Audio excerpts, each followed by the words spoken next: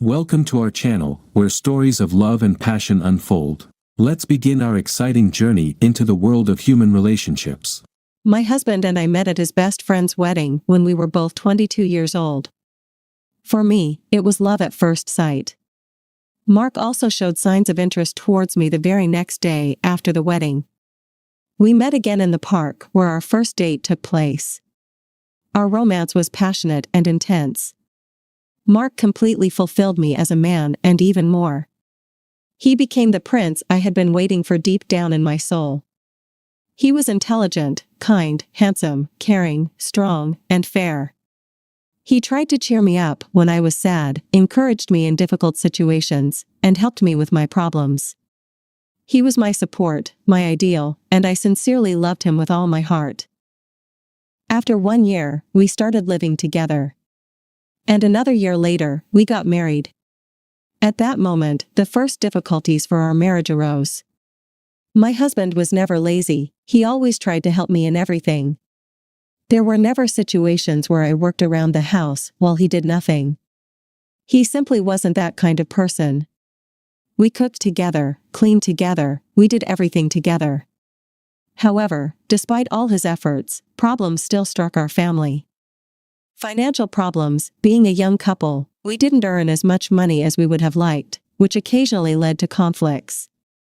After one of such conflicts escalated into our first major quarrel, I left home for 2 weeks. Despite his non-confrontational nature, Mark showed no desire to reconcile, and I was too proud to make the first move. In the evenings, I just sat and waited for him to take the first step. One of those evenings, Mark's best friend, Donovan, whom I met at his wedding, came to me. We were also friends, so seeing how upset I was, he came to support me. We just talked about nothing, our conversation was very easy and casual, and I didn't even notice when it turned into a passionate kiss.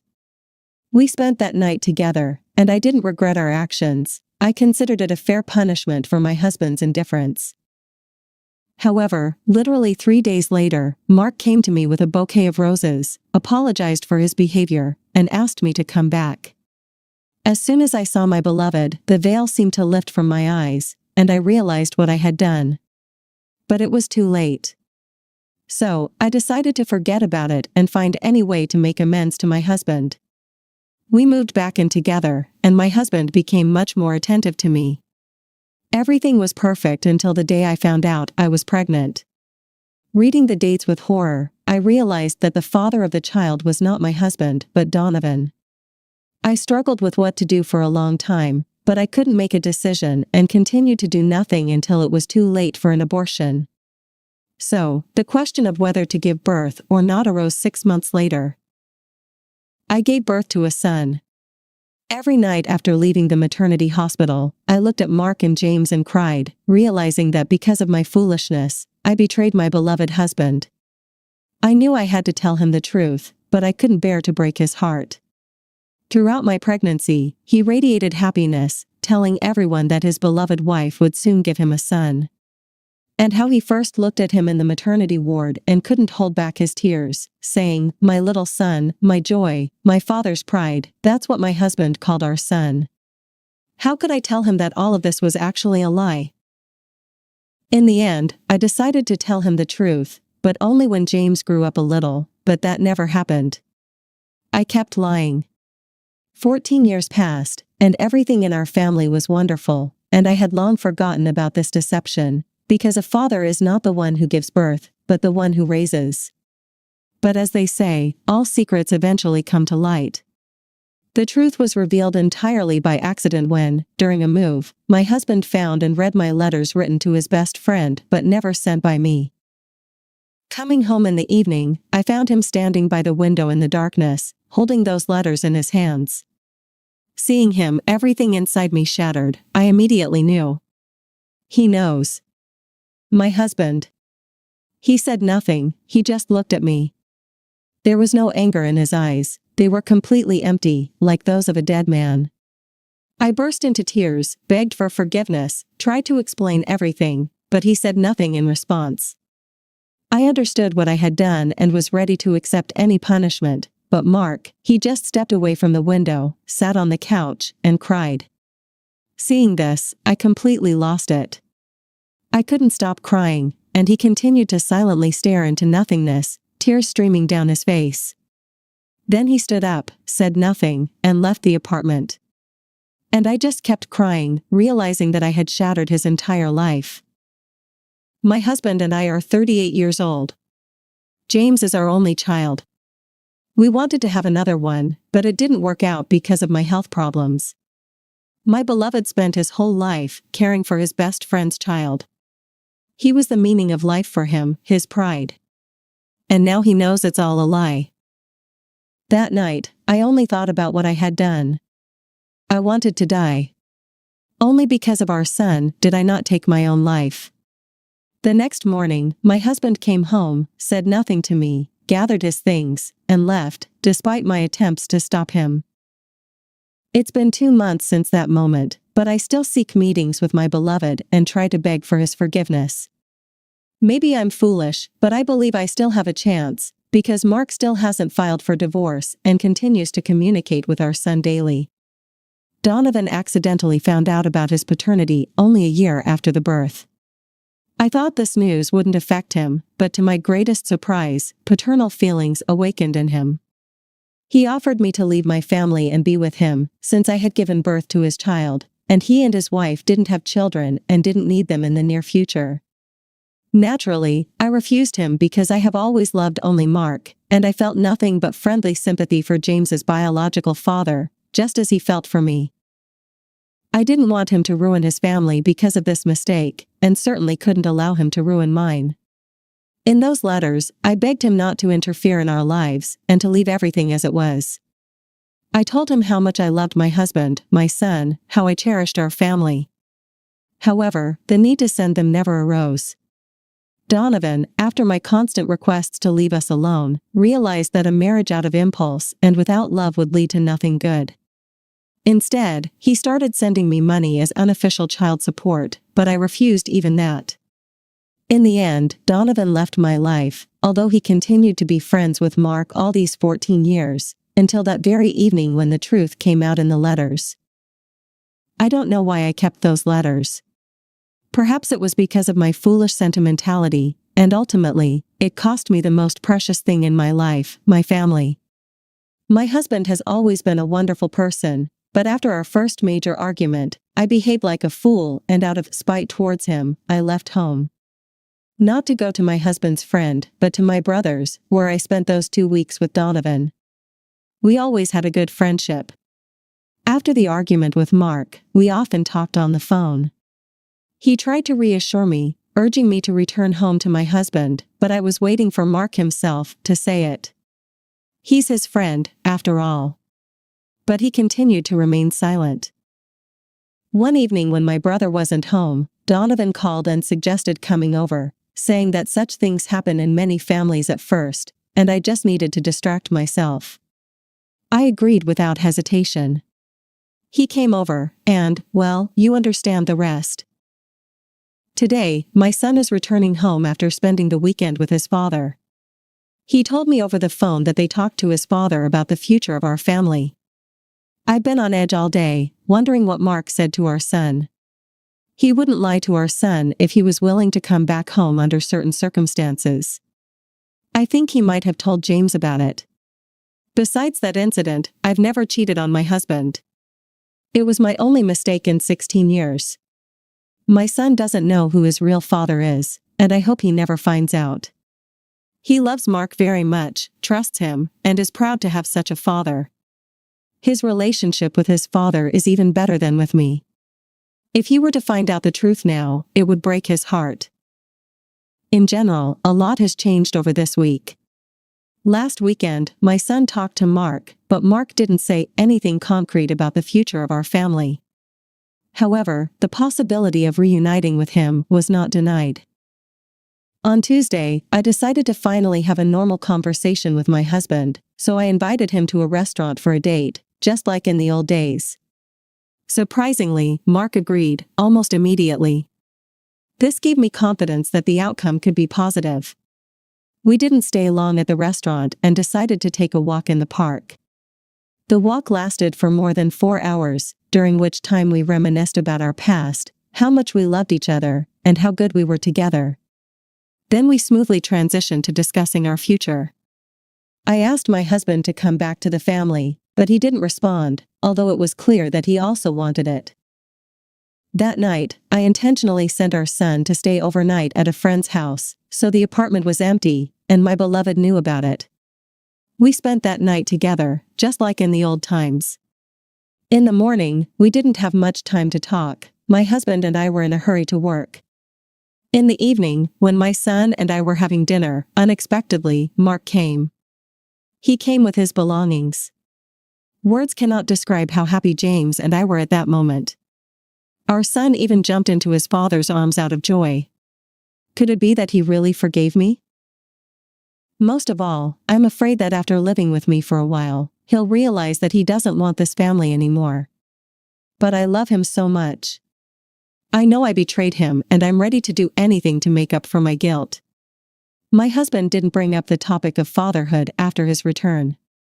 And although he doesn't pretend that nothing happened, he doesn't show any aggression or negativity towards me. And most importantly for me, his relationship with James hasn't changed. Although I was afraid that Mark might stop seeing James as his son, just yesterday evening, we talked about our son's future. We said that in 4 more years, our boy would be an adult and would probably leave home, too proud and independent. Mark said he enjoyed being a father, but we thought about having another child. I'm planning to make an appointment with a doctor soon, and I naturally told my husband about it. When he heard it, a happy smile appeared on his face. It was evident that he genuinely rejoiced at the news. In general, it was decided for me to become a mother again. It's been over a month since my last message. I started treatment. My beloved supported me morally and no longer dwelled on the past, if we believe the doctors. I have decent chances of conceiving, carrying, and successfully giving birth to a child after the treatment is over. Naturally, the treatment is not cheap, and it will take a lot of time. But my husband and I are ready to overcome any difficulties for our happiness. Looking back, I understand what a huge mistake I made, but time cannot be turned back. All I can do is take responsibility and live with the consequences of my decision. As for the family of the biological father of my child, things are not so good. Mark and Donovan haven't been communicating for several months. I sincerely believed that this story was over, but I was mistaken. I don't know how, but Donovan's wife found out that he has a child with me. I can't describe the extent of her disappointment and pain, from the betrayal not only of her beloved husband but also of me, her best friend. Essentially, she now feels the same as my husband did several months ago when he was betrayed by the 2 closest people in his life. However, since she found out, we only talked once, and it wasn't a conversation, it was more like she was screaming curses, crying throughout the apartment, and even slapped me several times. Since then, we haven't spoken at all. I didn't even try to reach out to her. I fully understand that she will never forgive me. All this time, I hoped she would change her mind and give her husband another chance, but last week she filed for divorce and kicked Donovan out of the house. What I'm most ashamed of in this whole story isn't even before Alice and Donovan, but before their 2 daughters. They're still young, 12 and 5 years old, and now, because of my mistake, their family is ruined. 6 people suffered because of me, my beloved husband, who devoted his entire life to his family, my son, who will never know that his beloved father, whom he idolizes, isn't his biological one, my best friend, who lost her marriage because of me and is now alone with 2 children, her 2 little daughters, who lost their beloved father, and Donovan himself. Naturally, he lost the most in this story, a friend he was inseparable from for over 15 years, a wife who now doesn't want to see him, daughters whom Alice doesn't even allow to talk to their dad and convinces them that he's a traitor, his apartment, which he worked for half his life for, and which his ex-wife will now take away. All this suffering, all this pain, is my fault. I don't even know if I have a right to have children. Why did my beloved forgive me? Why didn't he turn away from me? I started treatment so that we could have our own child, but to no avail in the end. We decided that there was no point in it. Nothing would come of it anyway, and these procedures aren't cheap. My husband reacted normally, as it initially seemed to me. Only later did I realize how much pain it caused him. But the worst happened at the end of the summer. It was exactly what I feared. Our son found out the truth. I'll never forget that day. I want to forget, but I can't. I sincerely believed that I could protect my child from the consequences of my sin. I hoped, I prayed, but in vain. When James found out the truth, something broke inside him. In just a few days, he turned from a sweet, kind boy into someone unrecognizable, a person ruthless towards us, his family. For almost 4 months now, we've been living in hell. Our son started drinking alcohol, smoking weed, staying out all night, and we don't know where he disappears to. He's made some terrible friends, and just seeing them gives me chills, shady girls with a reputation that's known throughout the neighborhood. We've practically become regulars at the police station, but they haven't done anything substantial. Deal with your domestic issues yourselves, they say. We're left with nothing to do but search for our runaway child. What we heard there about Mark and our son. Our son even hates Mark now, although he used to stick to him like glue. The things he said to his father. I understand he's just a child suffering because of my sins, but my husband didn't deserve this. He's been through so much since the truth came out. And James. Then we decided not to have our own child. And now, on top of all this, Mark's having heart problems. A month ago, he was taken to the hospital with a seizure. They thought it was a heart attack. Thank God it wasn't, but now he's on medication. Possibly, he'll need surgery in the future. The doctors told him to avoid stress, but our son seizes every opportunity to upset him. I try to restrain him as best I can, but I can do very little. In my husband's eyes, I see his pain, his resentment. He just lies in bed for days and doesn't speak. I've told him that depression could harm his heart, but he doesn't listen. He's only 39, but he looks like he's aged 50 years. He's covered in wrinkles, huge bags under his eyes. I'm living in a hell of my own making. Every day, I curse myself for my mistake, my betrayal, and I pray to God to bring peace and tranquility to our family. But I don't believe in it anymore. Not in God, not in a happy ending for us. Only now, I realize how foolish it was to hope that such a crime would go unpunished for me. Just one betrayal destroyed the lives of 6 people, and it's on my conscience. Donovan's situation is even worse. He and Alice got divorced. She took everything from him, kicked him out onto the streets, and she went wild. She's out clubbing, drinking, changing lovers every week. She never recovered from her husband's betrayal and mine, her best friend, practically a sister. I tried to talk to her several times, but she'd fly into a hysterical rage, cursing, swearing, ready to fight. She was always a morally weak person, and I broke her. Their daughters live with her in a 1-bedroom apartment, just to avoid seeing mom's suitors. As for Donovan, I haven't heard anything for 6 months since their divorce, nothing at all. And then came December 31st, happiness, joy, celebration, but not for me. My husband went to his parents in another city, where James is, I have no idea. He doesn't answer the phone, and I have no friends left. People started avoiding our family when everything came out, as if we were lepers. I sit at the table with a bottle and cry, not tears of joy, just loneliness. Oh, how we celebrated last New Year's Eve.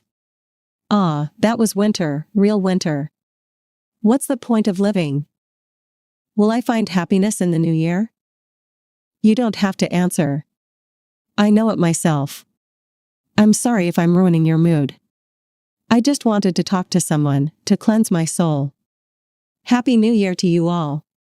Happiness to you and your family. As we conclude our journey into the world of human relationships, please remember to subscribe, like, and share our content. Thank you for your support, and we look forward to seeing you in the next story.